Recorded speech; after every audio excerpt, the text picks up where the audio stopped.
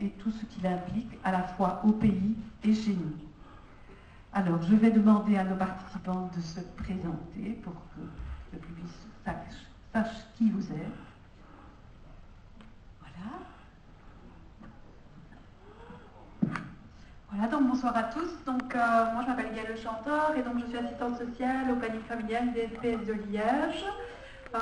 Et donc depuis quelques années, on a développé un projet d'accueil et de prise en charge des personnes concernées par l'excision au sein de notre planning. Et donc on propose une prise en charge psychomédico-sociale.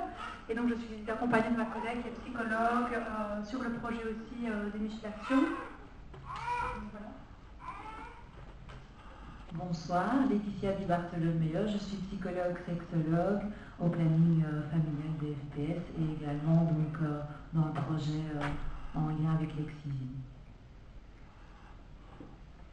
Bonsoir, Chris Polis, je suis docteur en anthropologie ici à l'Université de Liège et je travaille notamment, je fais des recherches notamment sur l'excision, sur les mutilations, ce que nous appelons nous les mutilations féminines.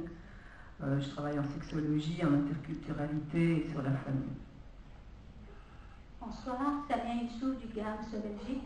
Donc on a une antenne à Liège depuis 2015 où on travaille beaucoup avec des demandeurs d'asile. Donc vous voyez la preuve, la salle est quasi pleine. Il y a plus de 700 entrepreneurs rouges avec lesquels on travaille chaque année, sur l'année.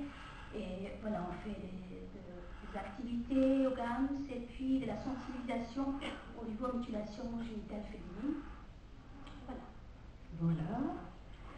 Alors on peut peut-être travailler en deux temps.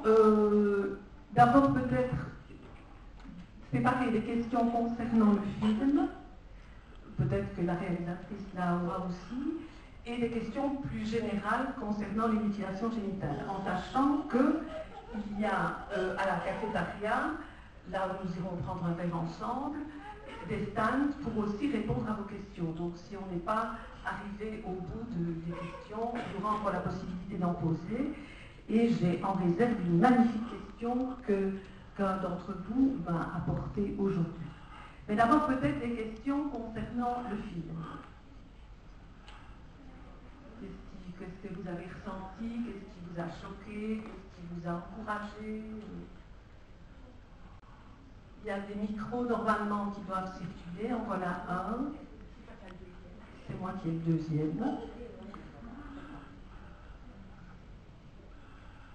Une main là-bas, oui.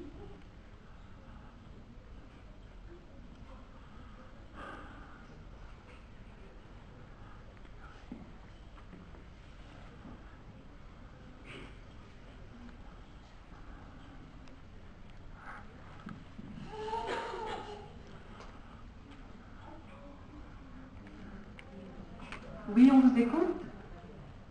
Merci beaucoup pour la parole. Je m'appelle Isabelle Espérance, je suis congolaise.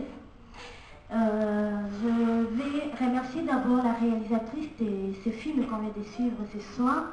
C'est un film qui vient de me surprendre. Pourquoi je l'ai dit? Parce que j'entendais parler de la mutilation, mais je n'avais jamais vu là où on parlait de ça, donc en live comme on vient de le voir dans le film, quoi. À part ça, je viens justement de connaître quelques copines avec qui on vit et qui ont connu la mutilation. C'est frustrant. Premièrement, ça me frustre parce que je ne m'y attendais pas.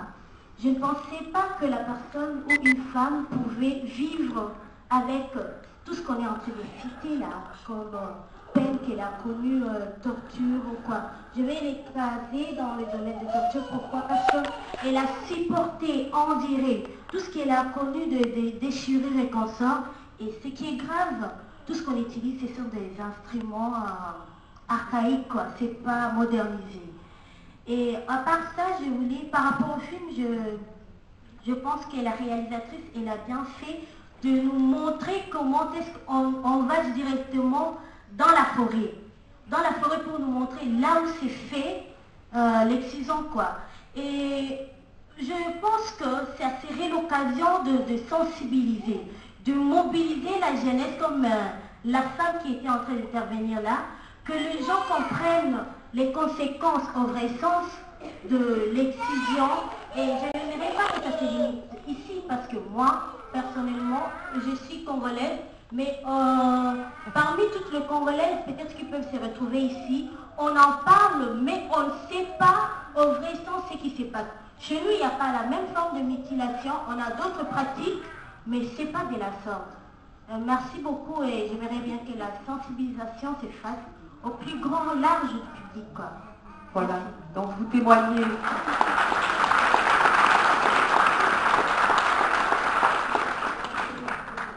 Sur le même thème, sur le ressenti par rapport aux mutilations et la connaissance que vous en avez. Oui, ici au milieu, Madame la Bleue, et une autre dame ici devant avec un gilet blanc. Oui. Bonsoir, moi je m'appelle Naomi. En fait, j'ai une question à poser par rapport à la place des hommes dans tout ça, parce qu'en fait, nous avons eu la vie des femmes, des matrones, des femmes qui ont été excisées notamment, mais pas une seule fois en fait on a interviewé un homme pour savoir ce qu'il en disait par rapport à sa compagne, par rapport à sa fille ou à sa mère. Voilà, j'aurais aimé connaître la place de l'homme dans la question. Voilà, d'accord. On va prendre peut-être une troisième intervention et puis on va commencer à intervenir. Voilà, oui, le micro est derrière vous, madame. Voilà. Bonsoir, moi je suis Fatoumata de la Côte d'Ivoire. Ça m'a beaucoup intéressé de venir ici parce que je suis demandeuse d'asile. Je demande l'asile sur l'excision. Mais aujourd'hui, le thème est tabou, surtout en Côte d'Ivoire, parce que on cache, on ne veut pas dire la vérité. Ici, le chef m'a dit, mais madame, vous avez des associations, des gens qui luttent contre la mutilation, et vous l'avez vu, c'est faux. Lorsqu'elles arrivent toujours pour que les autres voient ce qui se passe en réalité chez nous. Je ne suis pas d'un village, je suis d'une ville, Grand Bassam, qui a été la première ville, le premier capital de la Côte d'Ivoire dans la colonisation. Mais même là-bas, il y a l'excision jusqu'aujourd'hui. Mais quand on arrive pour témoigner ces sortes-là, ces genres de problèmes, il y a toujours, non c'est pas vrai, il y a la lutte, mais c'est ce qu'elle a dit, c'est toujours cacher Voilà. le couteau. Donc vous confirmez tout à fait le témoignage dans le film. Oui, c'est ça. ok. Et ce qui m'a touché, c'est les matériels que j'utilise, les vieux lames, les vieux couteaux. Voilà. Oui, selon les pays, les outils évidemment sont très différents. On va peut-être vous inviter à réagir à cette première question, la place des hommes et le déni, malgré les évidences dans l'idée. Par rapport aux hommes, oui. La place des hommes change déjà selon les cultures, selon les ethnies, etc. Mais les hommes participent parce qu'ils acceptent que les choses soient faites, en sachant que dans la majorité des groupes, les hommes ne sont pas réellement au courant de ce qui est fait sur les femmes, sur les filles.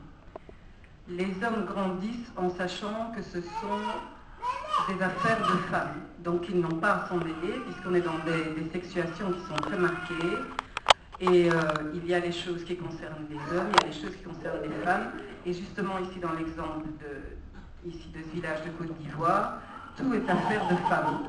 Donc les hommes sont entre guillemets des spectateurs, et les hommes savent qu'ils grandissent en devant épouser une femme excisée, parce que s'ils n'épousent pas une femme excisée, ils épousent une femme qui n'est pas bien. Donc, fatalement, il y a un système qui les entretient dans le fonctionnement culturel. Eux attendent une femme excisée pour que ce soit une bonne épouse, et les femmes entretiennent l'excision pour former et devenir de bonnes épouses. Donc, il y a un jeu comme ça qui reste aussi sur le tabou et sur l'interdit sexué, puisque les hommes n'ont pas à s'en mêler. Par contre, il y a des endroits où les hommes sont ceux qui ont la responsabilité que les choses se passent bien dans la maison, donc vont favoriser l'excision et vont obliger par exemple leur fille à être excisée, toujours bien souvent ne sachant pas réellement ce que ça représente, Et il y a des endroits où les hommes, même s'ils disent qu'ils ne veulent pas, c'est leur propre mère, donc les belles-mères, qui vont passer au-dessus, donc les grands-mères, passer au-dessus et obliger les pères à laisser exciser leurs filles. Donc on trouve tous les types de rôles chez les hommes, ce qu'il y a, et je suis d'accord avec Lana, je trouve le film est génial, mais je trouve qu'ils sont un petit peu absents ici dans le film, parce qu'il n'existe aucune culture qui fonctionne avec que des femmes et que des hommes. Toutes les cultures fonctionnent avec des actions, des interactions continuelles entre les hommes et les femmes, et fatalement les constructions familiales et les constructions sexuées sont les premières choses qui fonctionnent dans le mélange hommes et femmes. Donc la place et la responsabilité des hommes, ici, on ne sait pas effectivement, elle est vraiment occultée, alors qu'ils sont des éléments aussi importants que les femmes le sont, mais aussi que s'il y a un travail qui doit venir de l'intérieur, et c'est ce que je trouve très bien dans ce film, c'est qu'il montre bien, ça ne sert à rien que ce soit les Nords occidentaux qui viennent dire c'est mal, ça ne se fait pas, ce que vous faites c'est de la mutilation, etc. Ça doit être une amélioration du fonctionnement de vie et d'amélioration des traditions, même si ce sont des traditions, qui doivent venir des ethnies elles-mêmes, des personnes elles-mêmes. Moi j'ai l'avantage aussi d'être à moitié congolaise, donc c'est des choses qui ne se pratiquent pas, sauf justement chez les ethnies qui étaient dans l'immigration, tout près des villages où travaillait mon père, etc. Donc si on n'interpelle pas hommes et femmes de la même manière par des gens de l'intérieur, avec le fait de montrer tout simplement les avantages que ça va donner aux uns et aux autres, aussi bien aux femmes qu'aux hommes, aux enfants, aux bébés, à l'idéal, à une vie meilleure, à moins de difficultés, à plus de bien-être tout simplement, les choses vont foirer. Donc les hommes sont des acteurs et on doit absolument leur donner la place d'acteurs qu'ils ont dans la réalité socio-culturelle et familiale. Dans ce débat, nous allons aussi essayer chaque fois de faire des ponts entre les témoignages, les références des spécialistes, mais aussi ce que nous essayons de faire nous. Je pense qu'il y a dans la salle des hommes sur ce sujet de la place des hommes qui ont considéré qu'ils avaient quelque chose à dire, quelque chose à faire éventuellement. Est-ce que nous pourrions leur demander qu'ils s'expriment à ce sujet? Si bonsoir, c'est c'est mon ami qui veut venir s'exprimer avec moi. Je m'appelle Souleymane Chiab, je suis aussi, je fais partie du GAMS, Women Speak Out. Et nous sommes avec mon ami qui peut venir aussi témoigner. Nous sommes ce groupe d'hommes qui sont sensibles à cette aberration, à ce qui arrive à nos filles. Et nous avons été formés pour être relais hommes auprès d'autres hommes, pour pouvoir dire non, et que l'on puisse aller de plus en plus et former encore de plus en plus. Et j'invite tous les hommes à participer et à aller sur le site justement voir ce qui se passe pour ceux qui ne savent pas, pour ceux qui savent, à oser justement poser la question à l'entourage et pouvoir en discuter d'abord en famille, ensuite en groupe, et pour réagir, pour que ça cesse une fois pour toutes. Parce que, comme vous avez dit, en général, c'est juste pas une affaire d'homme. L'homme se désiste, permettez-moi du terme, lâchement, et laisse faire les femmes, parce que pour lui c'est une affaire de femmes. Si tu veux bien rajouter quelque chose. Je m'appelle Moussa, je suis du projet Women Speak Out et je participe toujours dans les sensibilisations pour l'antenne de Liège avec Madame Youssouf. Bon, en général, en Afrique, les hommes ne sont pas impliqués dans les discussions parce que c'est un problème de femmes. C'est pourquoi le GAMS a jugé nécessaire de mettre le projet Men Speak Out pour que les hommes s'impliquent dans ce projet et lutter pour l'abandon total de l'excision.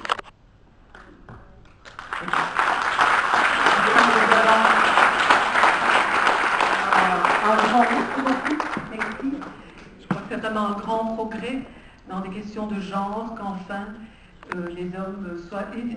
pour avoir vu différents films à ce sujet, dans d'autres pays, je pense à l'Indonésie, où il y a des témoignages, si vous cherchez sur Internet, de familles où les hommes, les pères, se mettent aussi en route avec leurs femmes pour essayer de lutter là contre. D'autres questions? Oui, voilà, une question. Qui voulait me donner un micro?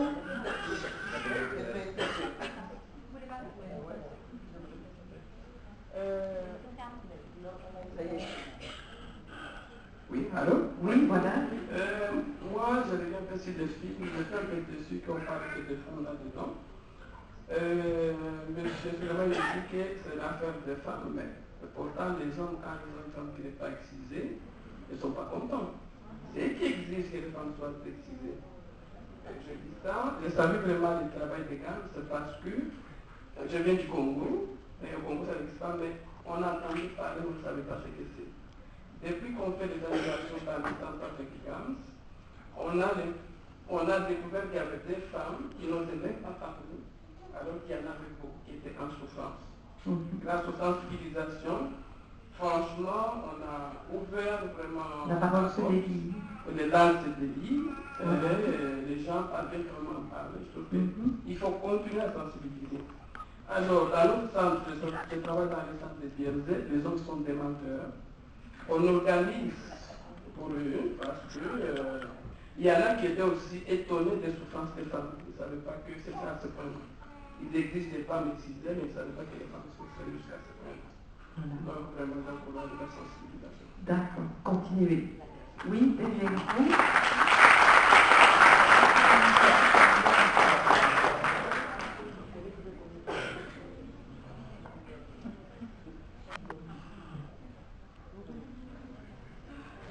Oui, on vous écoute. Voilà, donc moi je suis Maud Velin, collègue de Samia au GAMS en tant que psychologue.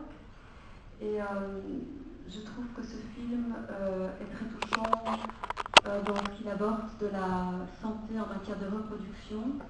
Et aussi, ce qui me frappe, c'est que cette femme de la Côte d'Ivoire exprime qu'elle, malgré son excision, a pu rencontrer un homme avec qui elle partage un réel amour.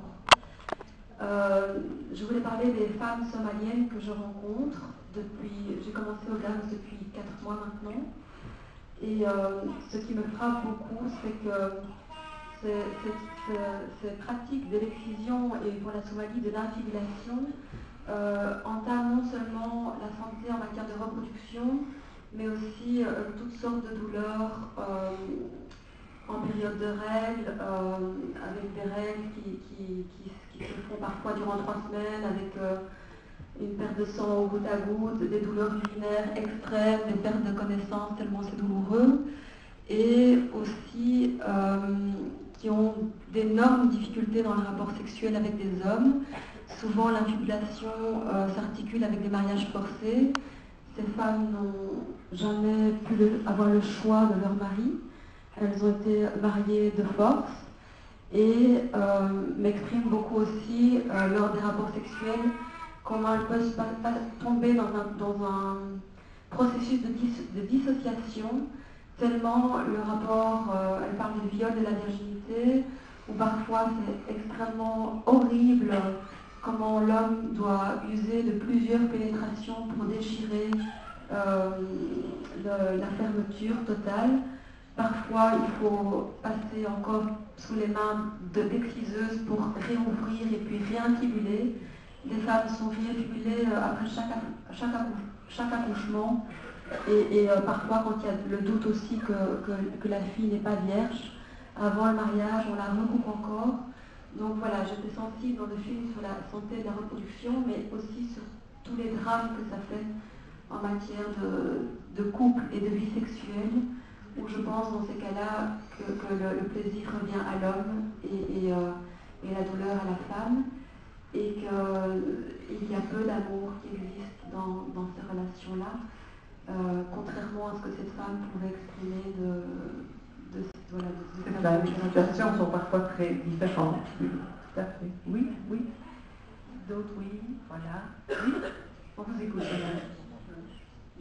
Merci beaucoup.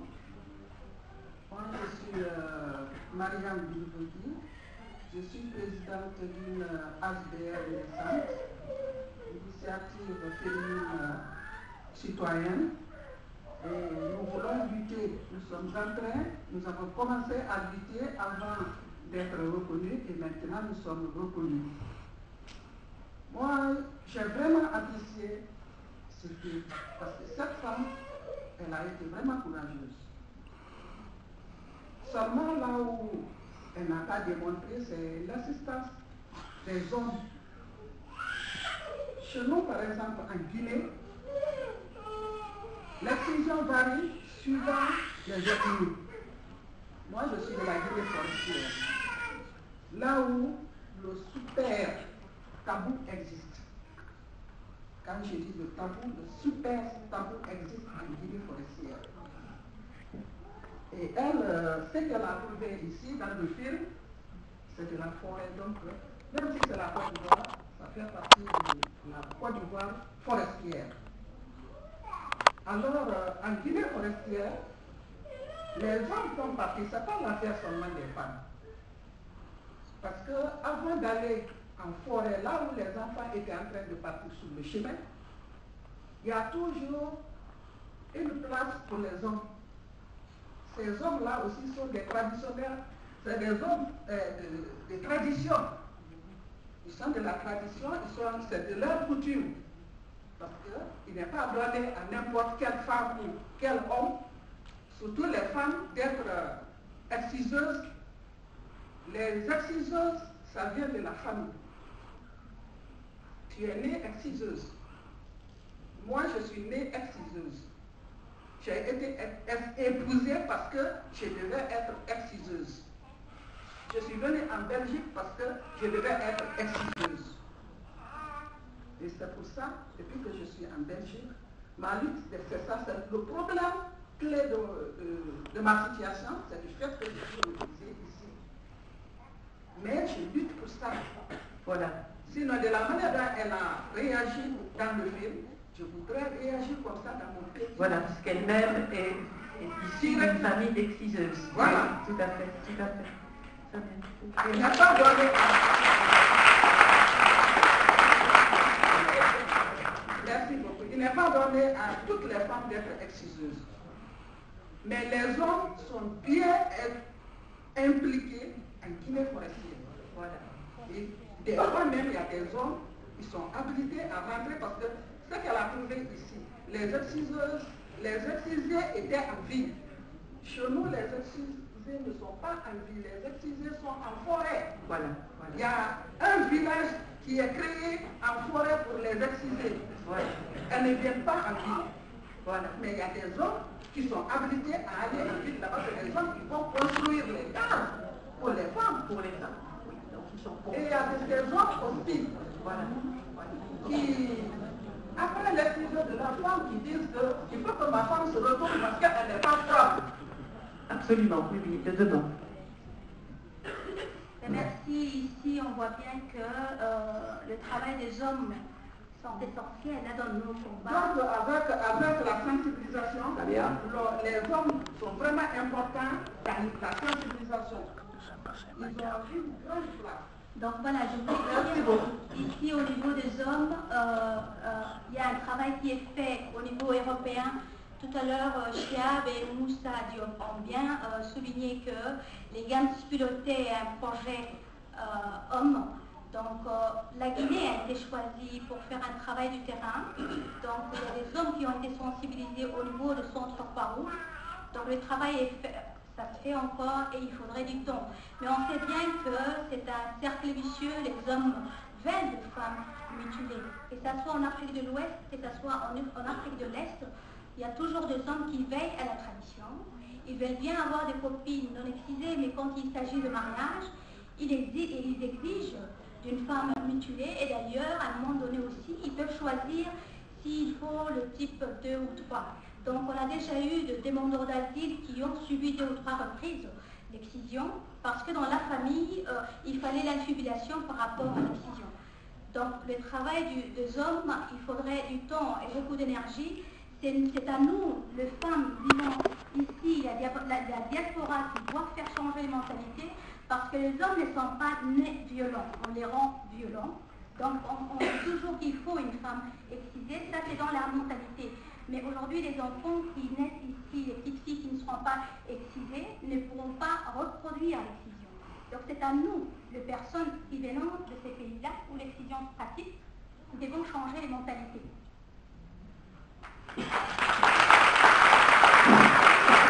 Nous continuons sur le même thème. On m'a demandé la parole. Oui. Bonsoir, je m'appelle Badi Alassane, je viens de la Guinée-Conakry. Moi également, j'avais une association qui luttait contre l'excision. Donc je suis contre aussi, on dit que les hommes, c'est pas une affaire de gens, parce que si on n'invite pas les hommes à être prêts pour savoir la souffrance des femmes, je suis sûr que les gens vont toujours continuer pour encourager l'excision. Donc si les hommes sont prêts et qu'ils se rendent compte de la souffrance des femmes, je pense bien qu'ils deviendront contre et qu'ils vont être contre donc ils vont être contre l'excision. Donc je veux dire en un mot, vous et nous ensemble, nous pourrons réussir. Donc moi je suis contre qu'on dit que ce n'est pas le problème des hommes. Vous et nous ensemble, je suis sûr qu'on va y arriver. C'est juste que... Voilà. Merci pour votre encouragement. D'autres questions là-bas dans le fond, oui. Bonsoir. Là, il y a une nouveauté ce soir. Admettons, on ne va pas refaire le film, que dans ce film, on ne parlait pas d'hommes. Donc, on va poser la question à la réalisatrice, mais je connais mes amis féministes qui sont devant, qui mettront ça sur le dos des hommes, bien sûr. Mais c'est une première. C'est la première fois qu'on ne parle pas d'hommes ce soir. Donc, on posera la question à la réalisatrice en disant pourquoi n'a-t-elle pas eu besoin de sensibiliser les hommes cette fois-ci? On va attendre qu'elle soit là pour avoir son avis, oui, sûrement. Besoin, possible, tout ça est extrêmement complexe.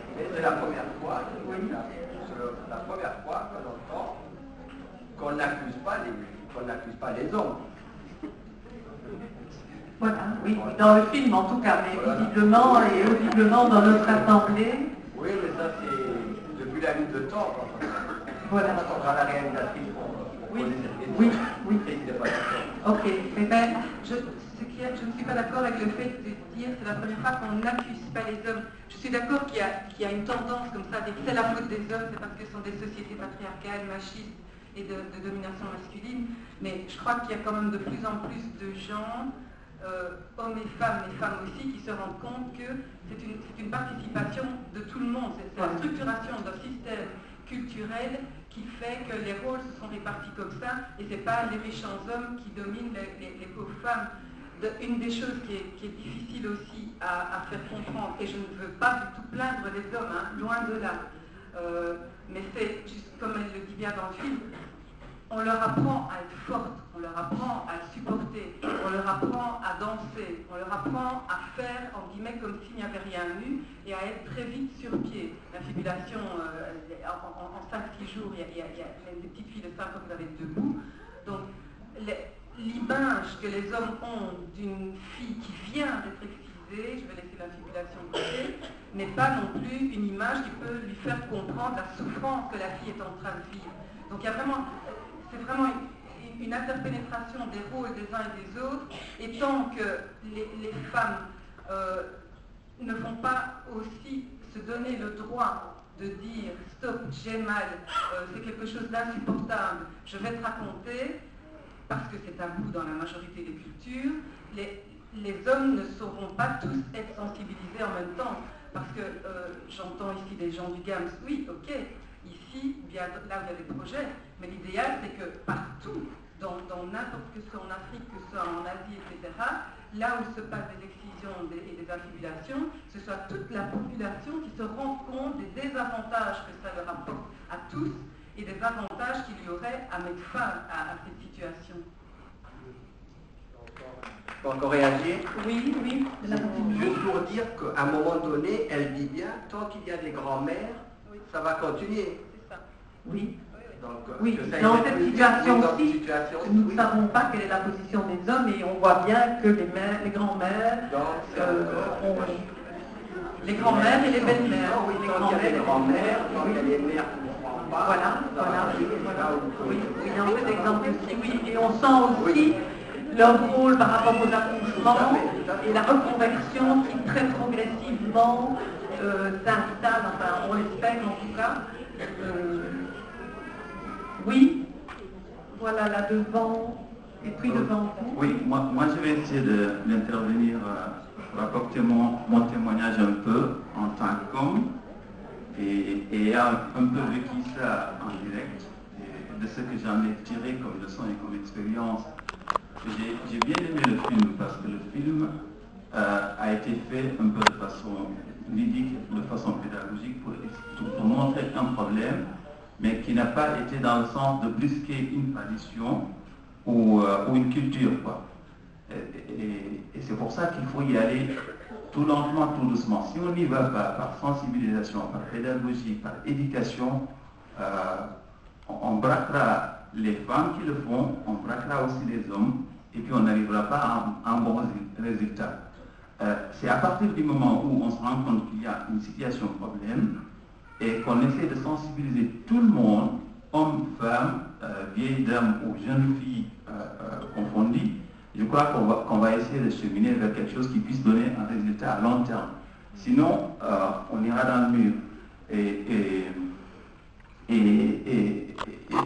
j'ai attiré l'attention sur le fait que comme c'est quelque chose qui se pratiquait depuis très longtemps et qui se pratique encore aujourd'hui, et que les gens sont capables de cacher des choses à ceux qui viennent leur donner des leçons pour dire que tout va bien.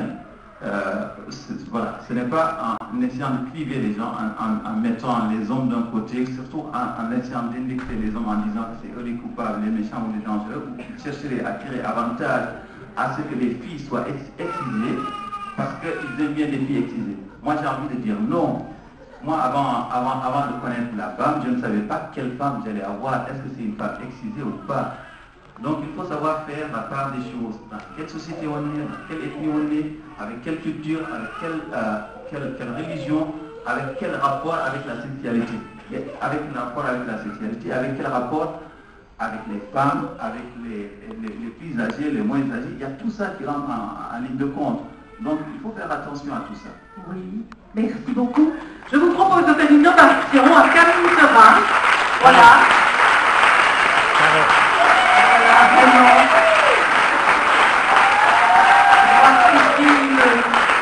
Ce film nous énormément.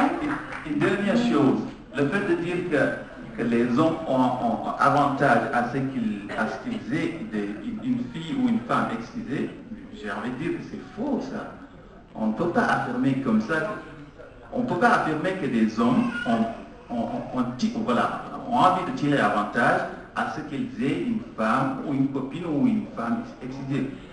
Dans la société d'où je viens, dans la société qui est la mienne, on ne sait pas quelle femme avec quelle femme on se marie. On découvre la femme quand on la marie. Voilà, la nuit de noces, c'est à ce moment-là qu'on découvre la femme. Voilà. On découvre même la sexualité. Donc on n'a pas avantage à dire que je veux une femme excisée, il faut qu'il soit excisé ou pas. C'est votre point de vue, ok. Oui, ok. Vous voulez bien passer du micro là-bas? Voilà, merci beaucoup. Moi, je ne suis pas d'accord avec ce qu'il vient de dire, qu'ils ne sont pas d'accord de dire le choix de femmes qui vont prendre un mariage. Je ne suis pas en train d'encourager cette initiative parce qu'à tout moment, j'ai causé avec des Somaliennes ou d'autres femmes qui me disent que si la femme n'est pas excisée, elle a une chance d'être répudiée. Ça, je l'ai entendu et j'ai entendu quelqu'un parler. Et j'avais une proposition par rapport à la réalisatrice. Elle nous a montré là où on donnait l'argent aux interviewés. Et moi, j'avais une question à poser à la réalisatrice.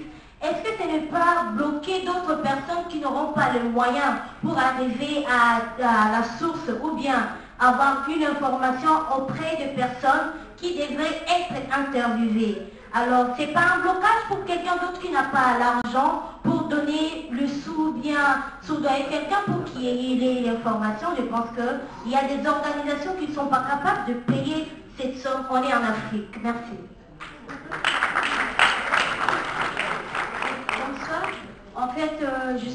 d'origine Djibouti. Donc c'est juste pour répondre, le monsieur, c'est qu'il était en train de me dire, ça c'est inhabituel, je suis venue de Djibouti et apparemment toutes les hommes pour moi sont pareils quoi. Genre ils disent que la femme, si elle n'est pas excisée, donc elle a été rejetée, genre c'est un gros mot, ils considèrent qu'elle est mal polie, qu'elle a été fait autre chose ou pas, donc c'était pas une fille qui a été gardée par ses parents, qui a été sage quoi. Donc, mais jusqu'à maintenant, ils sont en Europe, ils n'ont même pas changé leur idéologie, ils ont toujours les mêmes idées. Donc, je souhaite que cette fois-ci, s'ils ont des dents là, qu'ils essaient de changer quand même.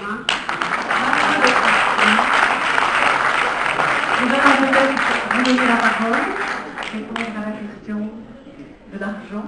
Donc bonsoir, Camille Sarret, la réalisatrice de La Forêt Sacrée. Je suis désolée pour le retard, mais ma journée s'est pas passée comme je le voulais aujourd'hui. Donc je suis désolée, je prends le débat en cours, mais il a l'air très vif et très intéressant. Ça me fait très plaisir de vous voir à tous. Ça me fait plaisir, c'est fait pour ça. Alors par rapport à la question précise de l'argent, merci de me l'avoir posée. Mais en fait, l'argent ne vient pas du tout de mes poches et il n'a pas été demandé pour des interviews en fait. C'est plutôt une tradition dans ce village-là. Souvent, pour plein de petites cérémonies, on donne un petit billet, mais c'est peanuts, ce qui est donné, ça représente rien là. Excusez-moi, ça fait un peu longtemps que je suis allée en Afrique, mais c'est 2000 francs CFA. Voilà, ou c'était même peut-être 500 francs CFA pour une autre fois. Donc, en fait, c'est plus, voilà, c'est 2-3 euros. En fait, c'est plus un signe de remerciement, on est là pour vous soutenir, on vous écoute, on est dans la tradition. Et il y a beaucoup d'argent comme ça qui circule et ça n'a pas du tout la même connotation que chez nous. Donc cet argent-là, c'est pas du tout de l'argent soudoyé, c'est pas du tout de l'argent pour avoir la parole des gens. Par contre, ce qu'on a fait, moi pour faire ce film, je suis restée donc 15 jours dans le village, ce qui n'est pas beaucoup. Et là, on a été accueillis par une famille. Donc effectivement, on a payé la famille pour le logement, pour la nourriture. Et on a aussi payé le chef du village pour le remercier de son accueil. Et moi, ça me paraissait assez normal. Il faut savoir que, par exemple, quand on filme des monuments de la ville de Paris, eh bien, on doit payer la mairie de Paris.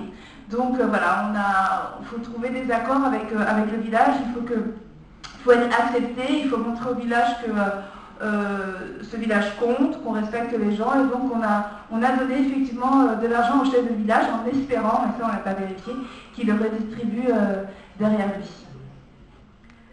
Voilà, j'aurais peut-être une question très concrète. Le film date de 2013. Le film, il a été tourné en 2014. 2014. Et moi, j'ai envie d'avoir des nouvelles de la maison qui se construisait, Eh bien, effectivement, la maison, donc la maternité traditionnelle, en quelque sorte, est terminée. Elle a été inaugurée il y a à peu près 1 an. Et maintenant, il y a une dizaine d'accouchements qui ont été faits. Et donc, il y a notamment 2 exciseuses du village qui ont accepté de devenir des accoucheuses pour cette maison-là. Et elles ont fait le serment de ne plus exciser. Voilà, bon, c'était une goutte d'eau, même à l'échelle du village, mais c'est un début, voilà. C'est un signe qu'une reconversion entraîne progressivement une influence sur les mentalités. Et c'est aussi un respect, en fait, de l'engagement par rapport à Martha, qui est donc le personnage principal du film, qui a dit aux femmes, écoutez, si vous exercez dans cette maison, il ne faut plus exciser. Et s'il vous plaît, si vous me respectez cet engagement. Voilà, oui. Voilà. Je m'appelle Lee et ça fait 50 ans que j'accompagne aussi le groupe de GAMS et je fais le transport. Bon, j'aimerais bien parler un petit peu du film. Je trouve que le film excellent cadrage, magnifique, bienveillante. Et la question principale, c'est comment vous avez réussi à créer ce climat de résilience. Autant de la dame qui a souffert beaucoup, même ceux qui font du mal, à la fin, ils ont recrié, ils ont su vivre avec cette malaise et recréer un climat de transmission et de sensibilisation très enrichissant. Pour cela, je vous dis un grand merci et ce film est très très utile pour la sensibilisation. Le deuxième volet, c'est le volet de cette question de la triptyque. L'amour, droit et solidarité. Comment faire passer la notion d'amour dans la procréation ou dans la reproduction, selon le terme qu'on choisit. Comment nous devons appliquer les droits pour éviter que le système de domination, parce que tout système c'est un système de domination qui est installé et que le droit puisse avoir toute sa place là-dedans et qu'on puisse dire non, nous ne pouvons pas accepter des personnes diminuées, qui soient du sexe masculin ou du sexe féminin. Car aussi les hommes, on oublie en Somalie le traumatisme que certains jeunes hommes passent parce qu'ils n'ont pas cette force peignant assez fort pour casser la couture qui était là-dedans. Quel traumatisme que ces jeunes aussi passent par là. Et quelquefois ils sont objets de moquerie de certaines filles parce qu'ils n'ont pas réussi à premier coup à pénétrer ou à casser toute la construction. Et le troisième volet, c'est le volet de solidarité. Comment mettre en place un système de solidarité qui ne soit pas basé sur de donneurs de leçons, ni sur le jugement, mais qui soit dans une coopération de bienveillance et aussi de sensibilisation et mobiliser toute la société, et ici et là-bas, pas nous contre eux, mais ensemble, parce que cette affaire-là aussi existait en Europe. À certains moments aussi, on coupait ici en Europe les filles pour tirer le diable du corps. Et ce n'est pas si longtemps. Mais maintenant, on n'en parle plus. Donc, il faut, pour moi, développer et l'amour pour séparer du sexe et de l'amour, et le droit pour punir vraiment quand il y a des situations ambiguës, et une solidarité que nous pouvons vivre ensemble et dans une société qui ne veut plus des visions. Merci.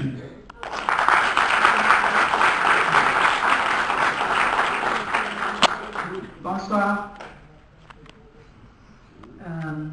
Je vais d'abord répondre. Je suis tout à fait d'accord avec tout ce que vous dites. Simplement, on est en train de constater qu'il y a des endroits où le fait d'intervenir avec la justice n'arrête rien du tout, malheureusement. Au contraire, ça crée des poches de résistance, ça renforce, ça rend les choses encore plus cachées, pas nécessairement plus tabou, mais on les fait dans des conditions encore pires, plus abominables, parce qu'il y a cet attachement à la tradition et à un respect de ce que faisaient les anciens, sans se poser de questions, comme on le fait dans tous les pays. Et c'est ça qui est aussi interpellant aujourd'hui, y compris avec des gens où on pourrait se dire leur passage dans les sociétés non occidentales leur permet de voir autre chose. Moi j'ai toute une série de copines qui sont de copines sénégalaises qui sont venues ici en Belgique, qui ont fait au moins leur réto en Belgique, qui ont fait leurs études supérieures de journalisme à l'ULB ou à l'UCL, et qui, une fois qu'elles arrivent à 30, 32 ans au moment de se marier, sont retournées au pays se faire exciser parce qu'elles voulaient montrer leur appartenance et se montrer fières de pouvoir se marier et de s'offrir à leur mari en respectant la tradition. Donc là c'est un choix puisque c'est des femmes de passer 30 ans, mais ça veut dire qu'il y a quand même du poids qui est mis dans cette excision et c'est là aussi la difficulté d'arriver à l'éradiquer. Il n'y a pas que le côté douleur, il n'y a pas que le fait de l'amour, il y a la force, etc. Il y a aussi ce respect ou cette loyauté vis-à-vis de l'appartenance à ça, c'est mon ethnie, donc je veux montrer que... Et ça, c'est compliqué. ce que je voulais vous dire, c'est, moi je fais la différence nette entre la justice et le droit. Ça veut dire, ce n'est pas entre qui la justice, non, mais simplement dans le droit qu'il est de savoir, il a le droit de dire non, de rejeter et de faire un autre choix. Mais pour rebondir sur ce que vient de dire le village où j'ai filmé, il y a Kabakouma dans l'ouest de la Côte d'Ivoire, c'est précisément ce contexte-là. C'est-à-dire que en fait, il y a des ONG qui sont passées sur le terrain, il y a la gendarmerie qui est passée, il y a eu des tentatives de réunion pour dire aux femmes arrêtez et ça a complètement échoué. Et même ça a crispé tout le monde. Parce que ce qui compte dans le village, c'est d'abord la loi du village et effectivement la règle, les règles qui ont été mises en place soi-disant par les ancêtres, et c'est le respect des ancêtres. Et effectivement, ça ne servait à rien de venir en disant c'est comme ci, c'est comme ça qu'il faut faire, parce que c'est bien pour la santé des femmes, c'est dans le respect des droits des femmes. Ça ne faisait que crisper les choses, et au contraire, les gens s'attachaient encore plus à son identité. Et c'est ce qui s'est passé pour Martha. Martha, qu'on voit dans le film, en fait, en arrivant en France, quand on lui a dit que l'exclusion, c'était pas bien, elle leur a dit, mais vous y connaissez rien, c'est ma tradition, c'est mon identité, vous, les Occidentaux, vous n'y connaissez rien. Et donc il lui a fallu beaucoup de temps pour comprendre qu'en fait on pouvait remettre en cause l'excision sans remettre en cause son identité. Mais les deux sont tellement accrochés l'un à l'autre que c'est très difficile de renier l'excision sans avoir le sentiment qu'on trahit ses ancêtres et qu'on trahit sa culture. Et par exemple, Martha est donc toujours excisée, alors que par exemple, elle aide plein de femmes à se faire réparer l'enfance. Elle est d'ailleurs très amie avec un chirurgien qui répare, elle participe à plein de conférences.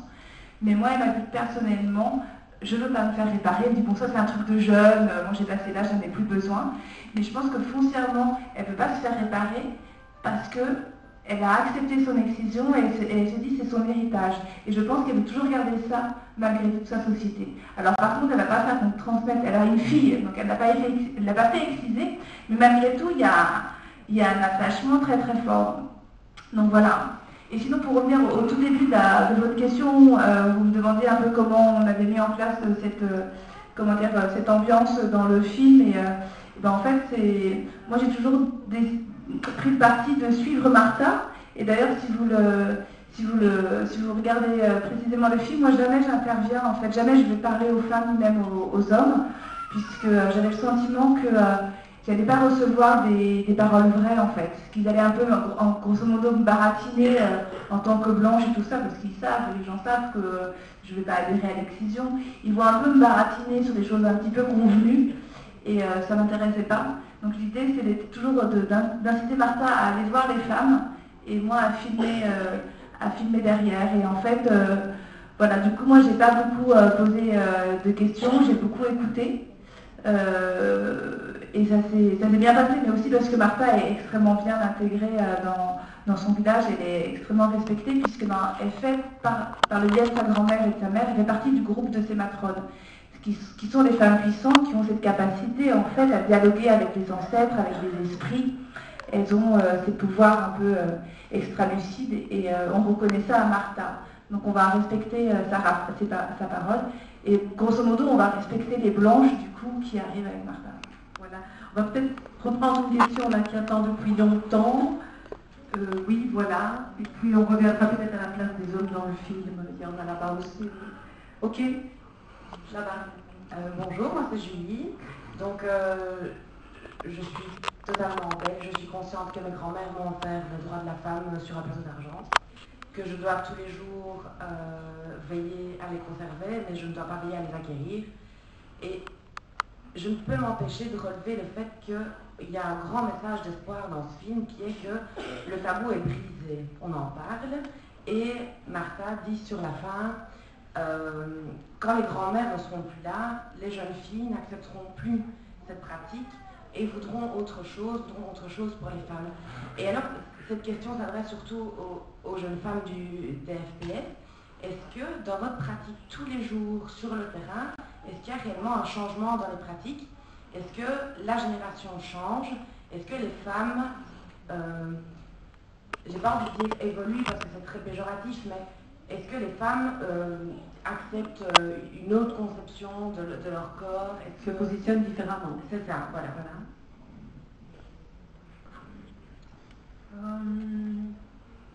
Dans la pratique de terrain, je dirais que pas spécialement en fait. Enfin, nous, au planning, on reçoit donc beaucoup de personnes qui sont en demande d'asile, donc beaucoup de femmes qui arrivent chez nous par le biais en fait de la consultation généralement gynécologique.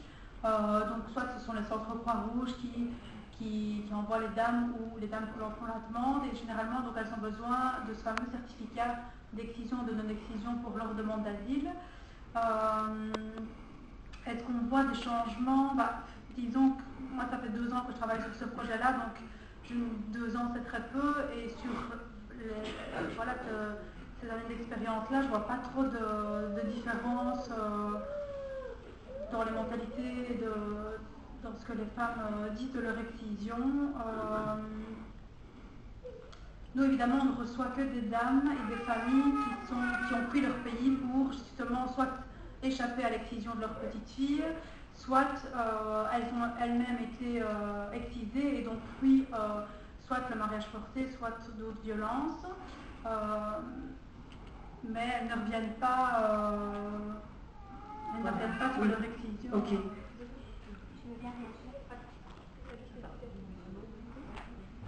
Donc moi en fait, dans le cadre de ce projet, je travaille également au CHR de la Citadelle, dans le service de gynécologie obstétrique. Et donc j'ai l'occasion de rencontrer des dames au moment de leur accouchement, très peu de temps après leur accouchement. Et c'est vrai que par rapport aux complications qu'amène l'excision lors de l'accouchement, à ce moment-là, quand j'ai l'occasion de discuter avec ces dames, elles peuvent prendre conscience aussi de ces complications et par rapport à leur petite fille, elles se positionnent parfois de façon très claire contre cette pratique. Elles peuvent être parfois aussi très militantes dans leur discours. Donc je pense qu'à ce moment-là, je les rencontre à un moment clé peut-être dans leur parcours de vie, sachant que chaque femme a son histoire et sa singularité, et donc je vais à la rencontre d'une dame en particulier à un moment de sa vie, et donc je pense qu'à ce moment-là, peut-être que des choses peuvent entraîner la réflexion et le questionnement de cette pratique. Oui, je voudrais juste rajouter que la sensibilisation fait beaucoup de bien à ces femmes-là. Quand elles arrivent, elles pensent que l'excision, ça ne s'arrête pas à certaines frontières. Ils apprennent ici que même les Belges, certaines pensent que même les femmes belges sont excisées. Donc, dans nos animations qu'on fait dans le centre de Croix-Rouge, donc elles apprennent beaucoup de choses sur la sexualité et sur ce qu'elles ont eu au niveau de quand elles ont subi des mutilations, la souffrance qu'elles ont subie, les règles douloureuses. Certaines viennent infubuler avec la sensibilisation. Elles arrivent vers nous pour demander une désinfibulation. Donc elles prennent conscience des problèmes liés à l'excision. Mais au tout départ, non, parce qu'elles pensent que l'excision doit rester quelque chose d'universel et comme c'est quelque chose de tabou dans leur pays d'origine, elles n'en parlent pas. Mais ici, quand on a des groupes de différentes nationalités dans les centres Croix-Rouge, où on fait des animations avec une sexologue ou psychologue, ça débloque beaucoup de choses. Cathy Langen nous aide beaucoup dans les centres Croix-Rouge. Et là, vraiment, les femmes sont demandeuses. Elles-mêmes, elles viennent par leur propre billet pour demander une désinfibulation. Là, alors, on revient de la docteure Kalwanga et à la Citadelle. Et si je peux juste d'autres questions. Juste rajouter quelque chose. Moi, ce que j'ai noté effectivement là dans le film, ce que vous citez, c'est quand Martha elle essaie de positiver et de faire avancer son projet. La seule chose, c'est que les jeunes filles, à un moment, elles deviennent mères comme tout le monde et elles peuvent être aussi facilement rattrapées par ce devoir de mère qui est de faire exciser leur fille.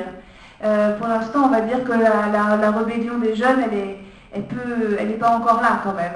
Effectivement, on peut parler un petit peu plus de l'excision. Elles peuvent enfin reconnaître que oui, ça fait mal. Là, je vous parle des jeunes filles qui n'ont jamais mis les pieds à Abidjan, qui sont allées peut-être une fois à l'hôpital. Elles n'ont pas beaucoup d'informations autour d'elles. Hein. Donc, Donc la rébellion, elle n'est pas là, mais Martha veut y croire, quoi, et que quand ces vieilles ne seront plus là, elle veut justement préparer les quelques jeunes pour dire, allez, on change les choses, quoi. Mais il reste encore de la marge. Ok. La question qui nous est venue par écrit est: l'excision n'est pas courante dans mon pays. Mais je veux juste savoir si l'excision d'une femme contient des atouts pour sa vie. Je trouve que c'est une très belle question parce qu'il y a déjà eu certains éléments de réponse dans ce qui a été dit. Ça dépend un petit peu où elle est, où elle vit, à quelle culture elle est confrontée, etc. J'invite la personne qui a posé cette question à peut-être réintervenir dans quelques instants, mais nous avons laissé tout à l'heure une question en suspens vu votre absence, qui était la place des hommes dans votre film, a été largement questionnée. Oui, souvent cette question revient régulièrement parce qu'effectivement on voit très peu les hommes. Mais parce que ma première envie dans ce film-là, en fait, c'était de montrer que l'excision est complètement gérée par les femmes. Que les hommes ne sont absolument pas consultés et ne se mêlent absolument pas de l'excision. Alors, ce qui ne les exclut pas d'aucune responsabilité, loin de là, mais en tout cas, dans les faits, ce n'est pas eux qui font les choses. Et voilà, je trouvais ça encore beaucoup plus redoutable. Et je voulais que ça passe comme message. Et ce qui m'intéressait aussi beaucoup, c'était le rapport que Martha pouvait avoir avec les femmes du village. Et à la fois sa relation d'amour pour ces femmes-là et la trahison qu'elle est en train de faire dans leur dos en voulant changer les choses. Et voilà, c'était vraiment ce lien entre femmes et ce qui se joue et aussi l'hypocrisie qui existe dans ce village que je voulais montrer. Je voulais montrer qu'effectivement les hommes sont passifs. Mais sont-ils irresponsables? Évidemment, je ne le pense absolument pas. Voilà. Après, moi je pense que en tous les cas, l'excision, ça sert. Voilà, ça sert autant certaines femmes que certains hommes et ça dessert évidemment largement les femmes qui en sont victimes, mais ça aussi dessert les hommes. Mais dans une société, il y en a qui en profitent et puis il y en a d'autres qui le subissent. Et sinon, par rapport à la question quand même que je trouve très importante, quels sont les points positifs qu'on peut tirer de l'excision? En fait, si vous allez à Kabakuna, mais les gens vont vous répondre, mais il y a plein, et ne pas dire ça les choses comme ça, mais pour eux, il y a plein de choses positives dans l'excision, évidemment. Voilà, pour eux, c'est une marque de courage, c'est-à-dire que c'est une marque de fierté, c'est une marque d'appartenance, et c'est une marque de... on s'inscrit dans une tradition et on fait la fierté de ses parents. Et Martha me l'a dit très clairement, parce qu'après avoir été excisée, en plus elle a été choisie pour danser devant tout le village. C'est quelques heures après l'excision, donc c'est encore saignant. Et elle m'a dit que c'est une douleur atroce, mais on ne dit rien. Donc c'est vraiment gagner son... C'est ça qui est tragique, c'est que les femmes doivent passer par là, mais c'est gagner son honneur de femme, quoi. Tu seras une femme, elle te dit. Voilà. Tu seras une femme, oui, tout à ce qu'on gagne, hein, tout à fait. Je prendrai encore une question. De quelqu'un qui ne s'est pas encore exprimé, voilà. Moi j'ai une question pour la réalisation. Le micro arrive. Je veux savoir donc j'ai une question pour la réalisatrice. Est-ce que vous avez montré votre film dans le village? Et est-ce qu'elles savent que le film est utilisé pour la sensibilisation ONG? Alors, on n'a pas montré le film encore au village. Les femmes savent que le film est diffusé, qu'effectivement, grâce à ça, on parle de l'excision en France et ailleurs. Alors, c'était une grande question de savoir si on allait montrer le film ou pas. Parce que quelque part, faire ce film, c'était aussi un peu trahir les femmes. C'était un peu compliqué le positionnement, puisque on leur a dit qu'on faisait un film sur l'histoire de Martha, qu'on n'allait pas de l'excision, mais voilà. Après elles-mêmes, je pense qu'elles ne savent pas non plus trop ce que c'est qu'un film, hein, parce que quand on les filmait, elles avaient l'impression qu'on les prenait en photo, donc voilà. Mais néanmoins, donc, moi j'ai dit à Martha, t'es sûre, on fait quand même le film, tu vas pouvoir l'assumer? Et elle m'a dit oui, c'est important, il faut le faire. Donc on l'a fait, et peu à peu les choses ont évolué. Martha a beaucoup parlé avec les femmes, et donc Martha maintenant a très envie de montrer le film au village.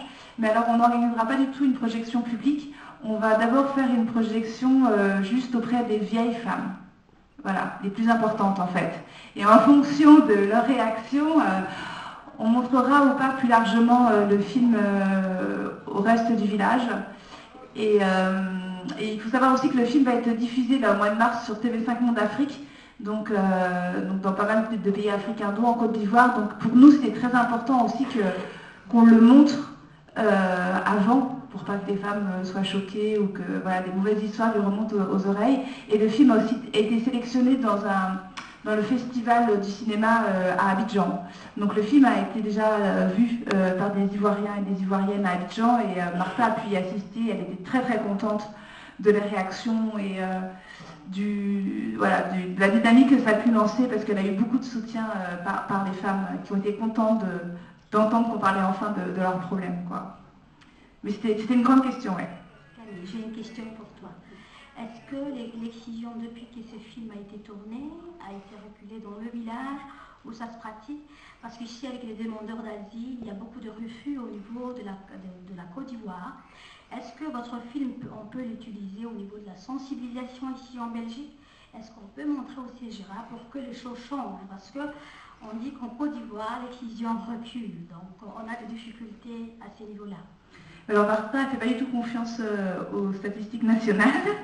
Non, l'excision ne recule absolument pas, du moins dans ce côté ouest de la Côte d'Ivoire, qui est une ethnie particulière dans des montagnes. Et justement parce qu'à un moment, il y a eu beaucoup de pression de la part de la préfecture, de la gendarmerie. Les femmes ont commencé à plutôt cacher l'excision, à moins montrer, mais ça se fait beaucoup. Et quand ça se fait vraiment... Bon, c'est toujours une pratique collective là-bas, mais ça se fait massivement. C'est-à-dire, il peut y avoir une centaine de filles d'excisées en quelques semaines. Parce que c'est la bonne période, parce qu'ils font la fête du riz en même temps, donc de l'igname, la fête de l'igname. Donc ils cachent, ils font 2 fêtes en une et personne ne le sait. Donc non, l'excision, Martha considère que c'est sous-estimé l'excision. On est à 50% en Côte d'Ivoire, ce qui est un peu normal, parce que le sud n'excise pas trop, mais le nord excise, le nord-ouest excise. Et pour elle, on est toujours à 90. Et dans le village, toutes les femmes sont excisées. Et si on n'est pas excisé, d'ailleurs ça se sait, contrairement à un monsieur qui disait on ne sait pas, on attend le mariage pour savoir. Ça se sait, et donc on l'exclut, on ne la reconnaît pas comme femme, on la prend pour un bébé, et elle ne fait pas partie des discussions. Pour un homme, je dirais. On la prend pour un homme. On l'appelle femme blacko, absolument. Ouais. Moi, je sais pas, dans le village, on m'a plutôt dit qu'on va plutôt la prendre pour un enfant, parce qu'elle ne va pas participer aux travaux des champs, elle ne va pas pouvoir participer à toutes les cérémonies, et voilà. Voilà, oui. Juste pour rebondir sur ce que tu as dit, Samia, je tiens à saluer le travail du GAMS et des FPS parce qu'elles font vraiment un bon boulot. On est dans une situation migratoire qui est compliquée. Tu posais la question des procédures d'asile. Le fait qu'en matière d'excision, il y ait des lois qui passent dans les pays d'origine et que ça se pratique toujours, ça peut être des motifs de refus pour des personnes qui font des demandes de régularisation. Donc il faut qu'on soit vraiment vigilant à ça. Notre secrétaire d'État, Theo Franken, est la personnalité la plus populaire de Flandre et de Wallonie. Et les mesures qui sont prises sont vraiment pas bonnes. Donc soyons vigilants à ce que nos procédures d'asile tiennent la route. Autrement, on ne milite pas pour ça non plus, quoi. Donc voilà, vigilance. Moi, je m'interroge sur ces questions de chiffres parce que je sais que c'est très important pour acquérir le droit d'asile avec l'excision. Il faudrait peut-être aussi un petit peu commencer à remettre en cause les méthodes d'UNICEF pour récolter les données. Voilà. Donc, nous avons parlé de toute la réalité. Vous voulez peut-être ajouter quelque chose? Juste ajouter aussi le fait que les sociétés nord-occidentales ont mis du temps à se rendre compte et à accepter et à prendre conscience de la réalité de l'excision de la fibulation par rapport à la majorité des populations africaines notamment. Et je rappelle quand même que tout le combat que nous sommes en train de faire ici, il y a des tas de pays africains et d'ethnies africaines qui le font depuis les années 40 sans avoir une seule aide des sociétés nord-occidentales, une seule aide de l'Europe, alors qu'ils ont averti que les femmes prévenaient, que des hommes intervenaient et qu'il y avait des réunions de femmes, notamment dans la région des Grands Lacs régulièrement. Depuis les 56, il y a des réunions officielles dans la région des Grands Lacs et on n'en a pas tenu compte. Donc malheureusement, on a attendu beaucoup trop longtemps qu'il y ait des accidents par le biais de l'immigration pour réagir, alors qu'on aurait pu soutenir depuis très longtemps le combat toujours actuel, vraiment de dizaines, de centaines et de milliers de femmes principalement en Afrique qui continuent toutes seules, voire comme Martha. Et vraiment ton film est superbe avec ça parce qu'elle parle bien de son mal-être, elle a l'impression de trahir, etc. Mais de femmes aussi qui, si je prends au Congo, qui traitent les autres de barbares parce que justement d'autres ethnies utilisent l'excision ou la fibulation. Donc il faut faire très attention aujourd'hui parce qu'on commence aussi à avoir un retour à ce niveau-là, de ne pas se dire c'est nous qui sommes les modèles et c'est nous qui allons leur apprendre et leur dire comment faire. Il faut aussi respecter et reconnaître le travail énorme qui existe depuis, je vous dis, les années 40 et qui continue toujours par des Africains, soutenu par des Africains, principalement des Africaines, seuls, sans intervention, sans finance, etc. Restons modestes, nous, Européens. On est d'accord. Donc nous avons parlé des individus, nous avons parlé des familles, nous avons parlé des responsabilités de société, nous avons parlé de la lenteur, le temps que cela prend, le temps où nous devons le prendre et bien installer les changements de telle sorte qu'ils ne soient pas des changements de façade, mais des changements... Nous avons parlé d'éducation et donc je voudrais mentionner, pour que vous ne sortiez peut-être pas de cette soirée en vous disant mais moi qu'est-ce que j'y peux, je m'y intéresse d'accord, mais qu'est-ce que je peux faire? Il y a un projet qui se met en place qui s'appelle le projet Vélingara, qui est une ville au Sénégal, et donc qui se met en place à l'initiative du GAMS et qui va essayer d'inciter les familles à mettre les enfants à l'école et à pouvoir leur donner une éducation en s'engageant à ne pas exciser les petites filles. Et donc il y aura un système de soutien, de parrainage financier venant de chez nous pour aider les familles à faire le pas. C'est un incitant qui est une sorte de symbole aussi, je crois, d'aider pour l'éducation des enfants, des petites filles en particulier. Donc les documents, il faudra aller sur le site du GAMS pour voir la suite de l'évolution de ce projet, mais je pense que nous, chacune et chacun là où nous sommes, nous pouvons faire quelque chose. Tu voulais encore, on va prendre la dernière question? Et puis hop, on arrive déjà à l'heure. Oui, vous pourrez continuer les questions dans les stands. Hein? Oui, je vous écoute. Mais je ne vous vois pas. En fait, moi, je voulais répondre à M. Eliao, qui avait dit que les femmes pouvaient dire non. Elles ont le droit de dire non. Mais moi, je suis de la Côte d'Ivoire, je suis de Lyon. On n'a toujours pas le droit. On n'a toujours pas le droit de parler. Voilà. Les hommes d'abord, les grands-mères d'abord, après nous. Voilà.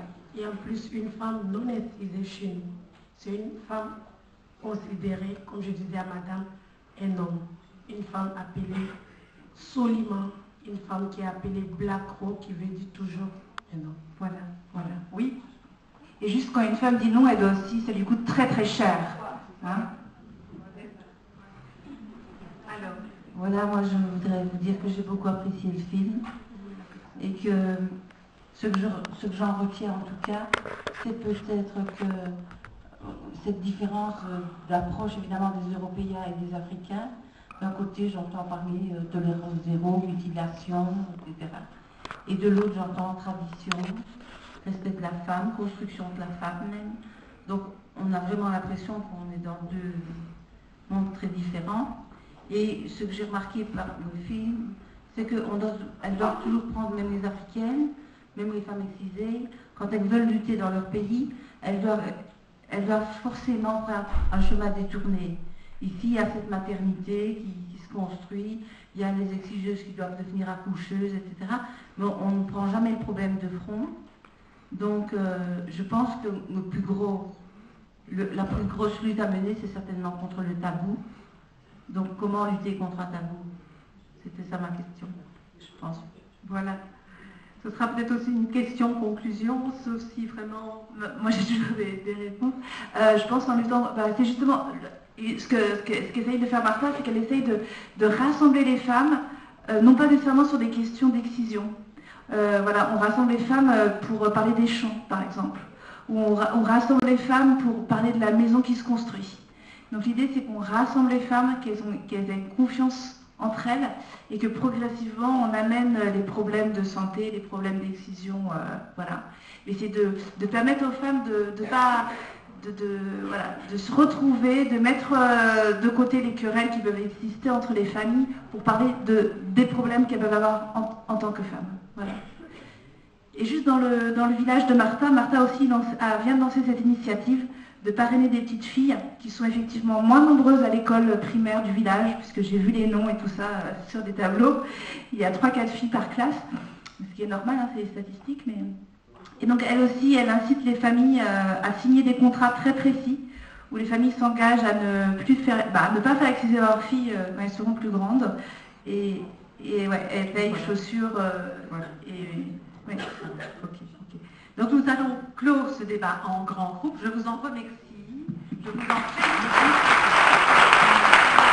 Je vous invite à poursuivre les échanges dans les salles en prenant le verre de l'amitié. Merci beaucoup.